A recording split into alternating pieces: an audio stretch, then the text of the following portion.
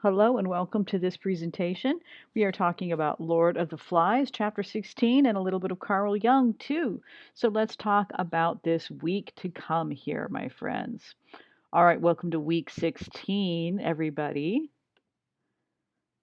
Please watch the weekly overview video. I think it is always helpful to have a voice and a face to guide you through the lesson. You should be reading Chapter 4 this week, at least. You're always welcome to read ahead.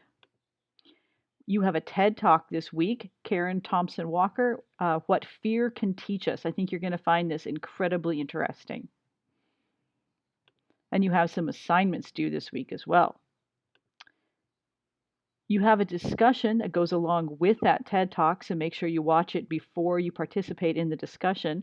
What are your takeaways from the TED Talk? What stuck out to you? How do the lessons in the TED Talk about how we react and relate to fear relate to the boys in Lord of the Flies right now?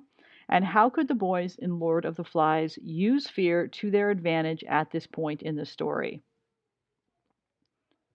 You have a quick write for chapter 4. You guys are the quick write champions. I know you know what to do. Pay attention to the rubric, and your prompt is the hunters let the fire go out.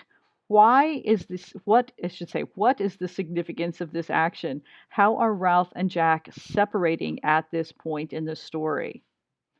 All right, so you guys know the deal. Use evidence, give me quotes or good strong examples from the text to support your response, and make sure that you're giving me good solid answers. All right, so let's talk a little bit about Carl Jung's shadow. You have that same PowerPoint in this week's slide that you had in last week's. We've already talked about Carl Jung and persona, ego, and self. Shadow is the next archetype on our list to talk about. Shadow is an interesting one, especially at this point in the development of Lord of the Flies. Carl Jung said the shadow was everything of which a person is not fully conscious. So basically, your subconscious, all of the stuff going on behind the curtain in your brain, right? The stuff that you're not fully aware of. Carl Jung said that because we tend to reject things and ideas of which we are ignorant, the shadow is largely negative. He says that our subconscious is a largely negative entity simply because we don't consciously put it into the light and we're not fully aware of it. So that's where we like to store all of those negative thoughts, negative feelings, maybe fears, maybe anxieties get to hang out in the shadow. However, it can really refer to anything, negative or positive, that simply lies outside our everyday consciousness.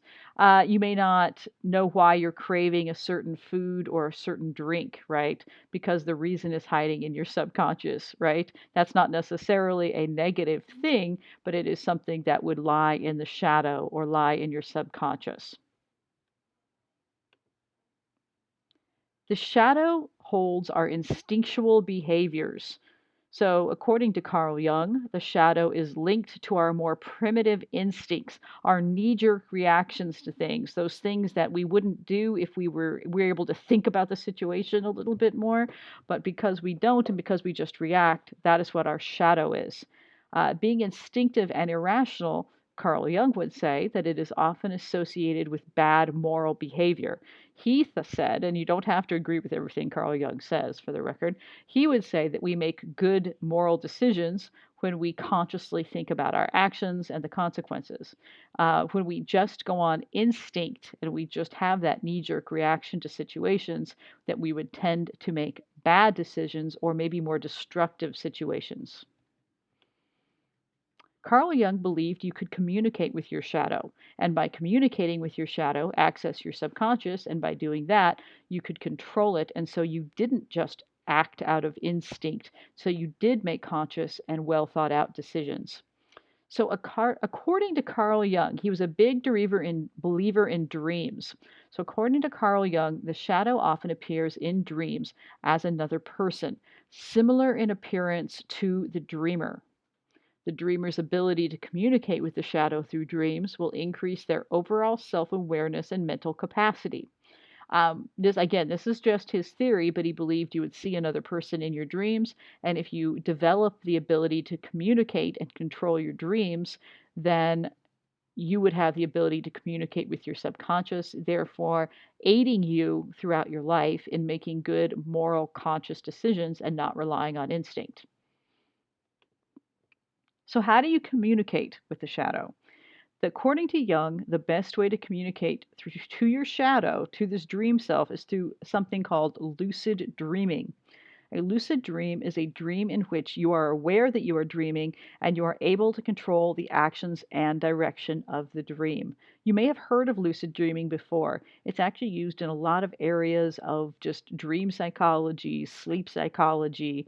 We're going to talk a little bit about the idea of lucid dreaming. Carl Jung was a big believer in lucid dreaming, but there certainly was talk of lucid dreaming before Carl Jung was around. Some tips on lucid dreaming, because you can do this. All of us can do this. Lucid dreams can feel like an awareness that you are dreaming and whatever is going on around you is not real. It can just be that vague feeling when you're sleeping that, oh, this isn't real or that's not really happening. Or it can be it can be a little more intense than that. It can be the ability in your dream to control the narrative or your actions. Ultimately, it is a creative exercise for your brains. There really are no downsides to it. It's simply a chance for your mind to test its creative limits and ultimately sharpen its senses. There's really nothing bad that can happen to you, no matter what all the movies tell you, uh, in terms of lucid dreaming. Really. I mean, it's an exercise in creativity for you, and it's a way for you to remember your dreams better. Okay, so how do you do it though? All right, because I've had people, whenever we talk about this every year, people say, well, I don't dream. You don't get it, Miss Haven, or I don't dream. Yes, you do. Everybody dreams. Everybody goes into that rapid eye movement, REM state every night, and you do dream. Now, you might have really boring dreams, and you might not remember your dreams. Not everybody does. But even if you don't, you do. You just don't remember. So the first step is to start training your brain to start remembering your dreams. And you can do this. It is an exercise, it's a training like any other skill in life. Keep a journal next to your bed, something that is really easy to open. Don't give yourself any challenges in the morning. Keep a pen or pencil next to your bed. Again, don't do this electronically because you don't want to have to think too much in the morning. Just keep a journal and a pen or a pencil, something really easy to write with. And you're going to record your dreams the very moment that you wake up. I'm talking like your eyes aren't even half open yet. You're just going to reach for that journal and you are going to write down anything you remember. And you might not remember much. Maybe you just remember a feeling that you woke up with, or a mood that you woke up in, or a sensation, or a confusion, or anything, or just a sense. You don't remember much, that's okay. Just write it down. But you do this every single day and you do it with regularity, you will start to remember more and more. I promise you this. Promise you. So do this more and more, and all of a sudden you're going to start remembering your dreams. You're going to see you have more to remember to write down in the morning, and they start sticking with you more. It's a really cool exercise that you can do to help you start remembering your dreams. The idea is that when you become really good at remembering your dreams, you will your brain will sort of switch over to the ability to start controlling your dreams, and that way you can practice lucid dreaming. Another technique, and I don't know if I recommend this one, to be honest. I'm a light sleeper, so if I did this, I would never get back to sleep. But they say this works, so take it with a grain of salt. Another technique involves waking back to bed. Basically, you set an alarm 5 to 6 hours after you fall asleep. You wake up, and then you allow yourself to fall back into a dream. This technique is supposed to throw you back into an REM state, a dream state. Again, I don't know if I recommend this one. I think if I did this, I would just be up and I would have just slept for 5 hours. So I don't know. Proceed with caution. Another technique can be to put yourself to sleep by repeating a single phrase in your mind, not out loud necessarily, because I don't know if that would probably keep me up, but you can think it over and over, and it can be something really simple like sleep, sleep, sleep, sleep, sleep, sleep, sleep. But whatever phrase you want to catch upon that might help you, they say if you do that, it will put you into a deeper sleep state and into a deeper REM state where you will dream more. All right, so try it. Out of all of these out of all of these techniques here on this particular page that we're looking at, I recommend the dream journal. Try that one first, is my recommendation. Dream journals are cool because you do start remembering more and more every time you do it. Every time.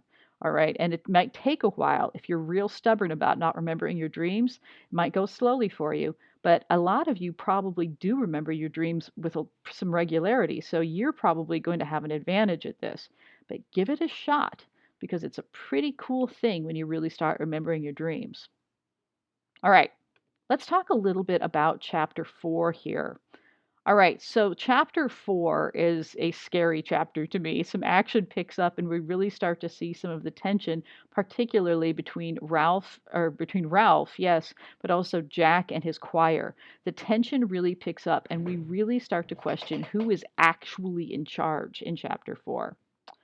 Strange things happened at midday. The glittering sea rose up, moved apart into plains of blatant impossibility. I love this imagery that he gives us of the way the island looks and the water looks at midday. The boys are now in two distinct groups, little uns and big uns. We're going to talk a little bit about some of those 7 signs, right, that Philip Zimbardo talks about. And one of them is getting rid of people's names. Basically, when you start to lump people into groups, we start to get into a dangerous territory where they aren't people anymore so much as they're just a category, right? So, but they're starting to do this. They're starting to already just refer to the groups of boys as little uns and big uns. The mask compelled them. Jack paints his face. He says he's doing this in the name of better hunting, right? But the effect is that the little uns follow him. They do what he says. He scares them. Maybe he kind of excites them a little bit. What is it about the effect of a mask that has this psychological impact on not just Jack and not just the boys, the little uns, but everyone? The idea of a mask, it's not really Jack, right? He's now taken on he's persona. Physically, he has a different face. So in chapter 4, the boys spot a ship. Oh my God, but the signal fire has gone out. It's gone out. They discovered it's gone out because Jack and the choir, who said they were going to watch that fire, have taken off to go hunting. And just about the time when Ralph and everyone's about to flip out, they come marching back in with a dead pig, right? And the boat, of course, isn't going to see them. Kill the pig, cut her throat, spill her blood. The boys are chanting, right? Now not only did Jack and his choir and all of these boys kill this pig, but they're chanting this kind of ritualistic uh, mantra here.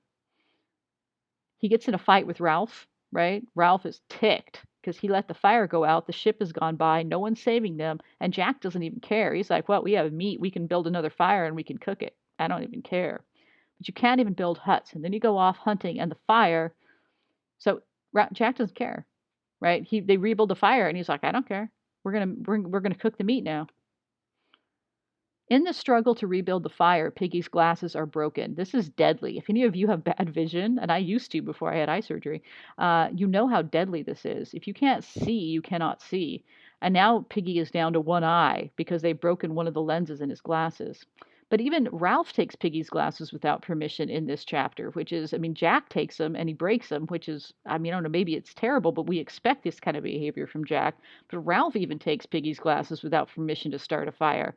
So you can see the respect given to Piggy by everyone, even his best friend on the island, is starting to break down. They cook the meat, but there is conflict in whether Jack will share with Ralph or Piggy. He literally is like, no, you didn't help me hunt. So you have to ask yourself here, who is actually in charge? Who's running this island if Jack can refuse to give them food? And is Ralph being a hypocrite by taking the food, right? He's the one that didn't want him to go hunt. So there's a lot going on in this scene. Ralph and Jack's contention is coming to a head, so who is actually in charge?